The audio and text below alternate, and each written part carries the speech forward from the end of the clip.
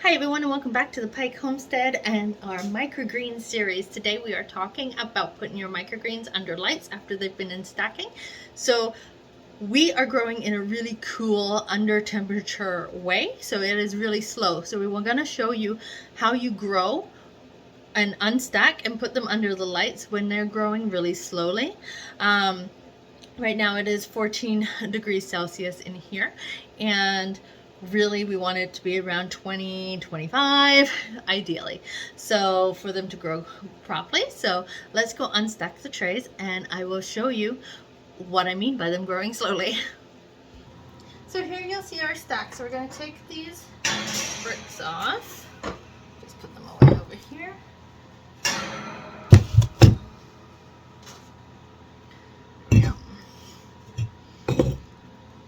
Alright, so if we take the first tray off, you'll see our peas. So our peas have started to grow. They've got a little bit of mold on them, as you can see right here. And we'll cover that in a moment. But they're starting to grow, they're starting to push up. Not as many have fully risen as I would have liked, but just due to the time that they've been under there, I'm going to pull them out now so that they can go under the lights. We'll talk more about that in a minute.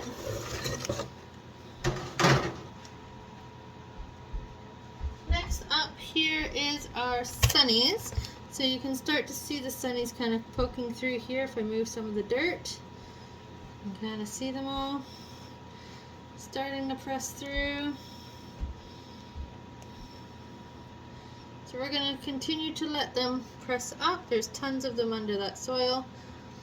We'll just let them continue their job. You guys are not sunnies though. There we go. How are you? Alright. So we're going to move these over here. Okay, this is my buckwheat. So it's a little squish because just not enough of it has germinated at the right time to push it up, and it hasn't been warm enough, so the grow's been quite slow. You want them to grow fast so they push up. When they grow slow, they start to bend a little bit. So that's why you want to definitely control your temperature. Alright, and here we have our kale. Yep. Nope, our broccoli seeds. So you'll see they've all been starting to come up, and you'll see these guys. These guys are really thick because they've been pushing the hardest right here. But these are our broccoli seeds. So when you uncover them from stacking, they are all going to be yellow. The light will start to green them up once they get exposed to the light. Yeah. So ideally you do want them a bit higher. So when it comes to unstucking your trays, you should start to see them poking through underneath. In this experiment here, I just wanted to kind of show you what it does when it's colder. We'll do another video when it's actually at a correct temperature so you guys can see the difference, but at the moment this is kind of what it's at, and you're gonna have to pull them up once you start really seeing a lot of those germinated, because otherwise you're gonna start seeing that sag rather than a straight up seed, which would look something more like let's see, our alfalfa here, which is straight up. Okay. So that's still growing. It's got lots of seed holes on it still. Alright, so if you remember from the last video, we talked about stacking and then also doing the opposite with the blackout. So that is what we're going to do with these, because they're not quite ready to go right under light. So what we're going to do is I'm going to take my trusty little thing here, and let me just turn you around so you guys can see the shelving. Alright, so this is my buckwheat. So I'm just going to give them a quick little spray.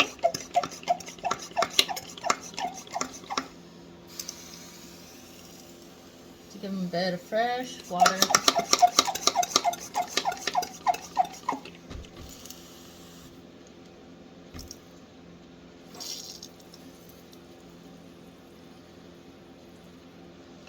This kind of wakes them up like a rain, so they know they've made it to the top.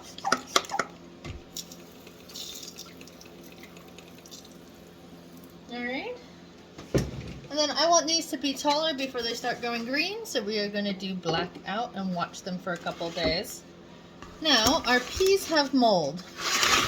Let's turn it around. Now you can see here, there's some mold. Here's some mold, here's some more. So that can happen, especially with the ones you soak. And this is nothing to worry about because you can get rid of it. So what you're going to do is you're going to spray those down and break up those moldy peas. And really kind of break it up.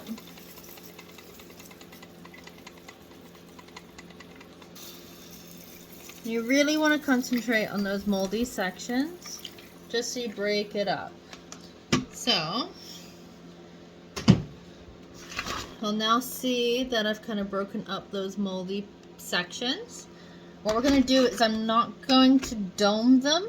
I'm just going to leave these out under the fans because the fans will blow across this and get rid of that mold for me. Now the broccoli here, we're just going to give a quick spray.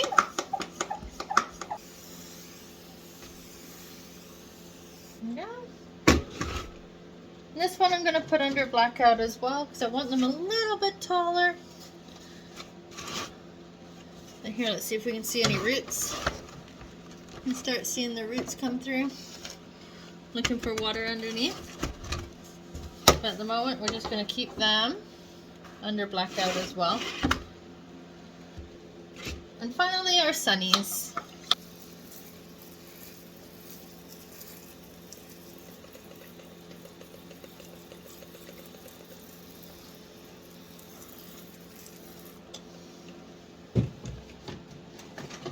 So again, these we want under blackout because they are going to be growing taller. You'll start to see that these shells start to come off as they go, but they're not quite poking all through that dirt yet. So they are also going to be domed.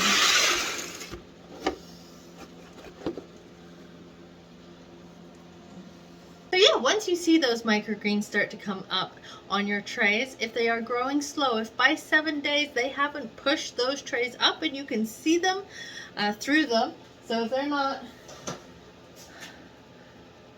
stacked like this, where there's a little bit of a gap and you can see the items underneath them, then you need to pull them out anyway and then switch them over to dome.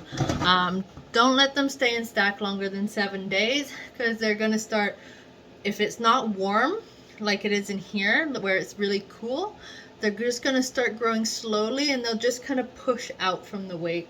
So if it's not warm enough and after 7 days you don't start to see that kind of growth between the trays, then unstack them anyway and then do the blackout if you need to. So if they're not above the tray line like these, then you need to dome them. Otherwise you're not going to be able to harvest them and it's going to be a real pain in the butt. If they are under that, then you will want to dome them. The peas, for example, I still want them to grow a little bit because peas grow really tall, but because of the mold, we have sprayed them right down and then we are going to leave them under the fans and the lights and just leave it as it is. They'll still grow. It is colder in here, so it is going to be slower anyway. But yeah, so we've just been running the fan since I've been doing the video, and at the beginning it was about 14. It's now 19 in here, and humidity is good at 47, so anything around 50 is a good point to be at. So yesterday we unstacked our trays, and with that we found that with the cold they just weren't growing enough, and they were kind of just, instead of pushing, they were just kind of hitting the tray and then kind of growing this way, and that's not what we really want. So what we did is we ended up doming them over like you saw, but we turned the heater on last night and we left it on, and tonight we're just going to, so it's been about 24 hours. I want to show you what they look like now that I've took the domes off of them. So this here is our broccoli. So as you can tell, this has really started to perk up. I just took the dome off, so it's yellow. So now they will sit here and then start to go green once they get access to that light.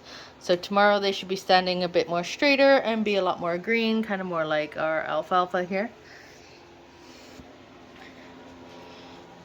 Over here is my buckwheat, and this has grown so much since yesterday. It's so tall, it couldn't reach the top of the lid that I had domed, and it just all leaned over to where the sunlight was sneaking through this way because my tray fell over. So they were all trying to make their way to the light. So I've just taken these off, and they will stand up and be upright come tomorrow. My little lettuce I had going in here all popped up. That got excited with the heat as well. And our sunflowers, if you remember, only had a few popping through yesterday. They've all popped right up. And you can start to see that the seed hulls are starting to come off a little bit. And they'll continue to come off as they grow and start to open up. And then finally our peas. So I just wanted to show you that all the mold there is gone. So we do still have this little patch right here, which is kind of dead, and I'll end up just pulling that out. But all the mold that we had yesterday that I sprayed, you can tell is pretty much gone now. There's a little bit here too, which I think was pretty heavy. Ooh, which way does my finger go? So there's a little bit there as well, but these are starting to sprout up and grow nice and tall as well. So I'm really happy to see how much they have thrived with just a little bit of a space heater in the room, which has brought our temperature up to 20 degrees. And if you remember yesterday it was 14. So just having the extra warmth has been fantastic for the plants. So definitely make sure you keep your plant room at a right temperature. And I'll put those all right here, what you should be aiming for. And make sure you really kind of get that temperature dialed in your grow room, because if you do, you'll have really consistent grow rates week after week, whereas if you don't, then it will fluctuate. So then you're going to have to realize that, like, days when it's colder, it's going to be 2 days shorter, or when days when it's really warm, it's going to be 2 days faster. So making sure you have that kind of really dialed in is key, especially if you want to go commercial. If you're growing for yourself, it's an extra couple of days, it's an extra couple of days, it doesn't matter. But if you want it to be on a really good schedule where you can pretty much guarantee you're going to have it done by a specific time, then you want to make sure you get those temperatures exactly as you need them.